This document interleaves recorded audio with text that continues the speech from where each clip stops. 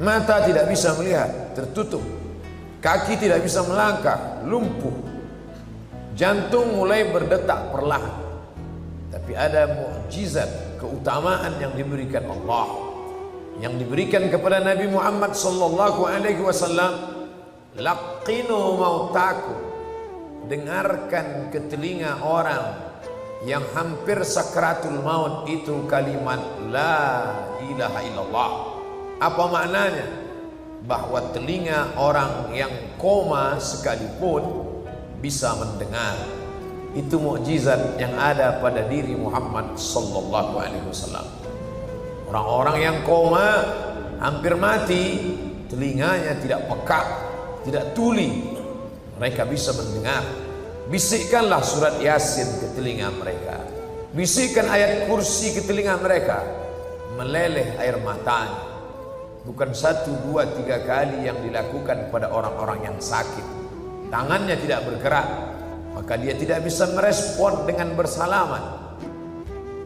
Mulutnya tidak bisa berkata, tapi air mata tidak dapat ditahan. Air mata salah satu respon. Dia tidak sedih, dia tidak sedang berduka, dia hanya ingin memberitahu bahwa aku mendengar suara. Saat suara azan masuk ke telinganya, dia sangat ingin datang ke masjid ini. Tapi saat itu apalah daya, kaki tak dapat dilangkahkan, tangan tidak dapat dihayunkan. Oleh sebab itu nikmat itu baru kita syukuri ketika dia sudah dicabut dari diri kita. Hari ini kita tidak menganggap nikmat sehat ini nikmat yang besar, karena setiap hari kita sehat.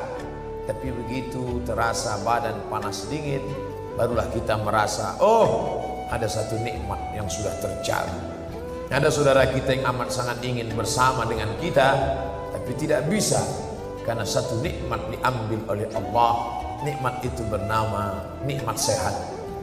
Tapi ada di luar sana yang sehat, matanya sehat, kakinya sehat, semuanya sehat, tapi ada nikmat terbesar yang dicabut dari dirinya, yaitu nikmat iman dan Islam.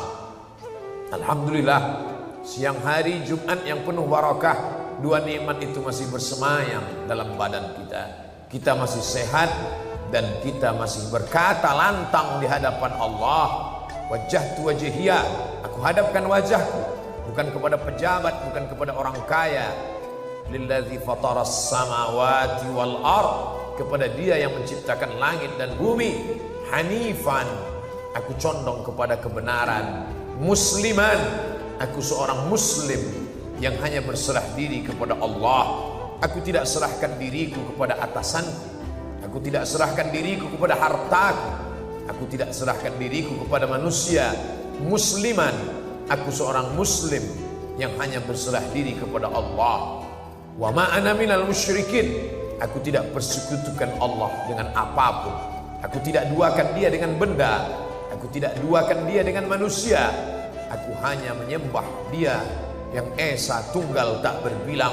Qul huwallahu ahad, katakan Allah esa, Allahus samad, meminta, berharap hanya kepada dia. Iyyaka na'budu, kepada engkau kami menyembah, wa iyyaka nasta'in, kepada engkau juga kami meminta pertolongan. Oleh sebab itu di antara rukun khutbah Jumat, kalau sampai khatib lupa mengucapkannya, maka batal khutbah. Kalau khutbah batal, maka batal solat Jumat. Karena rukun solat Jumat mesti ada khutbah Jumat. Man lagha fala jum'atalah, siapa yang tidak mendengar khutbah Jumat, siapa yang melakukan perbuatan sia-sia, maka tiada Jumat baginya. Solat Jumat bukan sekedar 2 rakaat. Salat Jumat bukan sekedar iftitah, Fatihah, rukuk, sujud, i'tidal, salam. Salat Jumat adalah mendengarkan pesan syukur kepada Allah dengan mengucapkan alhamdulillah, berselawat kepada Rasulullah, bil khusus pada hari Jumat sebagai tanda ingat. Man shalla alayya salatan, siapa yang berselawat kepadaku 1 kali saja, sallallahu alaihi biha asyra, Allah balas 10 kebaikan. Wa khutat anhu asyara sayyiat, ditutupi 10 dosa, silap dan kesalahan. Wa rufi'an lahu asyara darajat, dinaikkan 10 derajat tingkatan kemuliaan di hadapan Allah Subhanahu wa taala. Datang dari Fakfak menuju Jakarta singgah sebentar di kota Sorong. Ini bukan kota tujuan, ini hanya kota persinggahan saja. Sementara pesawat tiba, maka duduklah sejenak. Begitulah agaknya hidup ini. Ini bukan negeri kita, ini bukan tujuan utama. Kita datang dari alam roh, selesai dari alam roh singgah sebentar di alam rahim. 9 bulan 10 hari sampai masanya kita pindah ke alam dunia. Di alam ini tidak lama. Kata Nabi, umur umatku baina sittina wa sab'in. Ada yang 60, ada yang 70, sedikit sekali yang lebih. Lalu kemudian setelah itu berpindah ke alam berikutnya disebut dengan alam barzah. Di alam barzah berapa lama? Sementara malaikat meniupkan sangkakala. Ketika ditiupkan terbelahlah langit, naiklah air laut ke darat, tumpah manusia. Setelah itu kita pun akan bangkit, terjadilah hari kiamat. Setelah itu barulah kita akan menempati akhir dari segalanya. Itulah alam yang kekal abadi. 2 kali diulang dalam Al-Quran, walal akhiratu khairul laka minal ula. Akhirat itu lebih baik daripada dunia. Wal akhiratu khairu wa abqa. Akhirat lebih kekal, lebih baik, lebih abadi. Oleh sebab itu kalau ada orang yang sampai di airport ini merasa inilah tujuan, dia salah baca tiket, dia salah baca, salah mengerti, salah paham. Ini bukan tujuan utama, ini hanya tempat persinggahan semata. Kalau ada yang melihat pesawat sudah datang untuk membawa ke destinasi terakhir, tapi dia tetap duduk santai, ada 2 kemungkinan. Yang pertama, ini orang tidak mengerti hakikat transit. Yang kedua, bahwa ini orang mungkin akalnya sudah hilang. Rufi'al qalam, mereka memang tidak dicatat amalnya. 3 orang ini memang tidak diakui kehidupannya. Anis sabi hatta yahtalib, anak kecil sampai akil baligh. Anil naim hatta yastayqiz, orang tidur sampai bangun tidur. Anil majnun hatta yafiq, orang gila sampai sembuh. Oleh sebab itu ketiga orang ini tidak dianggap saat transit. Banyak anak-anak yang tertinggal karena tidak mengerti tujuan akhir. Banyak orang gila tidak peduli karena tidak diajak diurus oleh orang yang waras. Dan ada orang yang tertidur lelap sampai tidak sadar panggilan keberangkatan sudah lama dikumandangkan. Oleh sebab itu kita yang sehat, akil baligh, selamat dari anak kecil karena kita sudah dewasa. Kita tidak tidur karena kita terjaga. Dan kita bukan orang gila karena kita adalah orang yang akil, berakal. Baligh, umur sudah sampai, maka kita dibebani hukum. Sadarlah bahwa ini hanya tempat persinggahan. Berapa lama kita di sini? Idza jaa ajaluhum, kalau waktu transit sudah tiba, la yastakhiruna sa'atan, tidak ada dapat menunda walau sesaat pun. Wala yastaqdimun, tidak pula dapat dimajukan walau sesaat. Apapun jabatanmu, apapun kekuasaanmu, siapapun engkau, kalau sudah waktu keberangkatan tiba, maka engkau akan berangkat.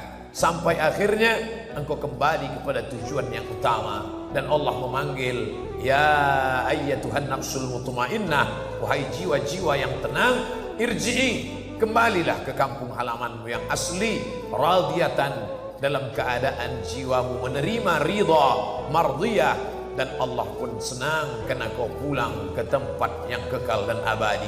Fadkhuli fi ibadi, masuklah dalam golongan hamba-hambaku yang saleh. Fadkhuli jannati, masuklah ke dalam surgaku. Begitulah orang yang senang akan kembali ke kampung halaman setelah lama dalam perantauan, terasa asing, terasa aneh, terasa tidak nyaman. Ke tempat yang asli dia merasa tenang. Maka ketika dibuka penutup wajahnya, dia tersenyum. Ustadz-ustadz berkata mati itu sakit. Katanya mati itu seperti ditebas pedang ratusan kali. Ada yang mengatakan mati itu seperti kambing hidup dikuliti. Ada yang mengatakan hidup itu, mati itu seperti mata kail pancing ditarik dari kulit yang basah. Daging-dagingnya ikut keluar, terburai. Kenapa dia tersenyum? Ternyata dia tersenyum karena bayang-bayang kampung halaman sudah tampak di pelupuk mata. Dia disebut dengan syahid. Syahid artinya melihat. Mengapa mereka disebut orang yang mati syahid? Karena sebelum rohnya keluar dari jasad, malaikat mengepakkan sayapnya, ini tempat tinggalmu di surga, ini sahabatmu nanti di sana, ini tempat tinggal dengan air yang mengalir, mala a'yunun ra'at, belum pernah dilihat mata, wala udhunun sami'at, belum pernah didengar telinga, wala khatara ala qalbi bashar, belum pernah terlintas di hati manusia.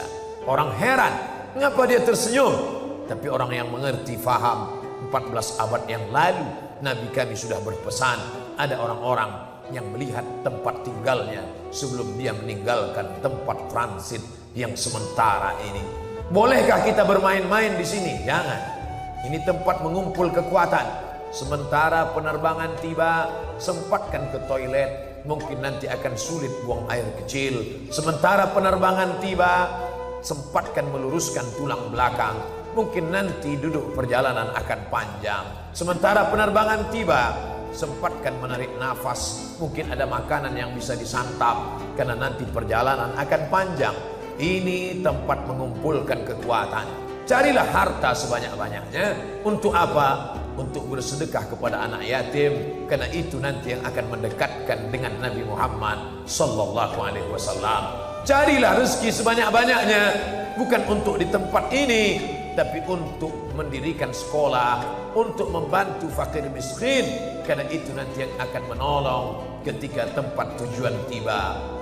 Buatkanlah sumur bor, karena air akan mengalir di tenggorokan orang yang susah. Begitu pula lah air itu akan menetes di liang lahat kubur penantian yang panjang. Man taraka dunyahu li akhiratihi, apakah orang yang baik itu orang yang meninggalkan dunia lalu dia hanya hidup untuk akhirat saja? Bukan. Liyusiba minhuma jami'an, dapat dua-duanya.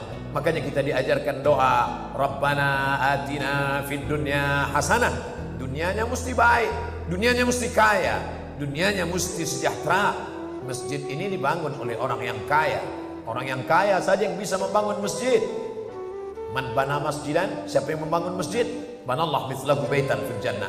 Dia sudah booking satu tempat di surga. Siapa yang punya tempat di surga? Orang kaya.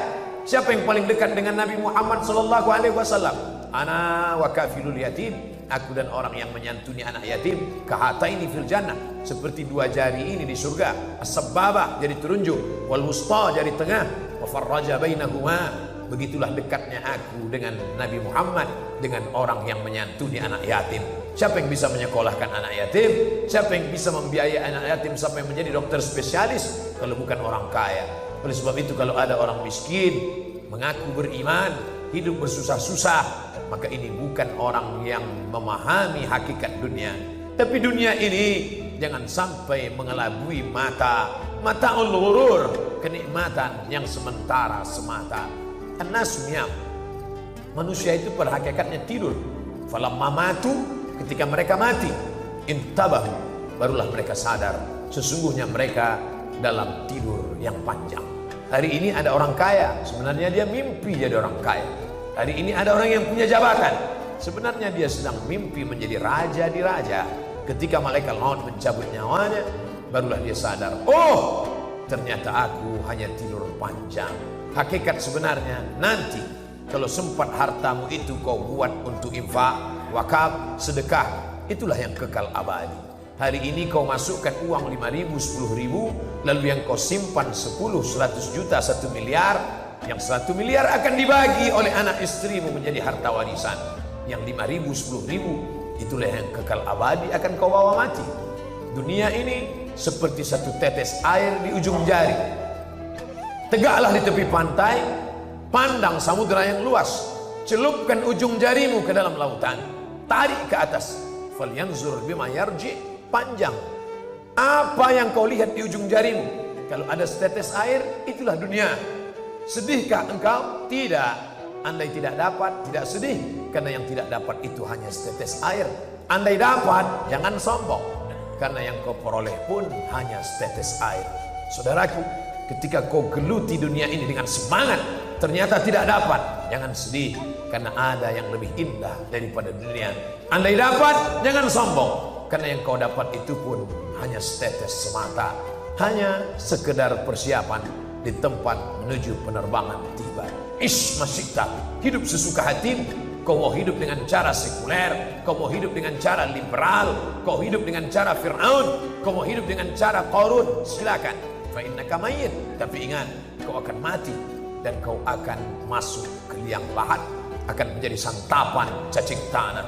Kalau sempat engkau mengusap kepala anak yatim, kalau sempat kakimu melangkah sholat ke masjid, kalau sempat engkau tahajud di tengah malam, beramal ini sempat-sempatkan, karena sampai masanya kesempatan tak lagi tiba. Hidup sesuka hatimu, kau akan menjadi mayat.